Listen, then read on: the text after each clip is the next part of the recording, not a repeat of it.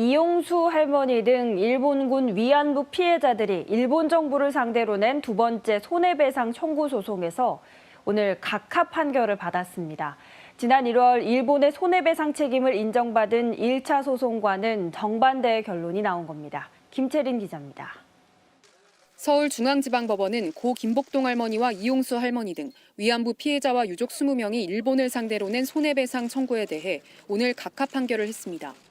피해자들의 소송이 요건을 갖추지 못해 적법하지 않다는 판단입니다. 재판부는 일본의 위안부 차출과 성관계 강요는 국제인권법을 어긴 것으로 심각한 인권 침해가 될 수 있다고 밝혔습니다. 그러나 주권국가는 다른 나라의 재판 관할권에서 면제된다는 국제법상 국가면제 원칙을 이유로 한국에서의 소송을 통해 일본의 배상 책임을 물을 순 없다고 판단했습니다. 위안부 문제는 사법적 절차가 아니라 한국과 일본의 대내외적 노력에 의해 해결돼야 한다고도 덧붙였습니다. 피해자 측은 이번 소송이 피해자들의 인간적 존엄성을 회복할 수 있는 마지막 수단이라고 재판에서 주장해왔습니다.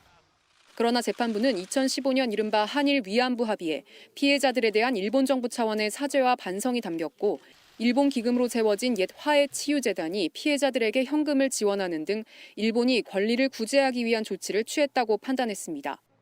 피해자 측 대리인들은 각하라는 결론뿐 아니라 2015년 한일 합의에 대해 재판부가 잘못된 판단을 했다며 피해자들과 상의해 항소를 검토하겠다고 밝혔습니다.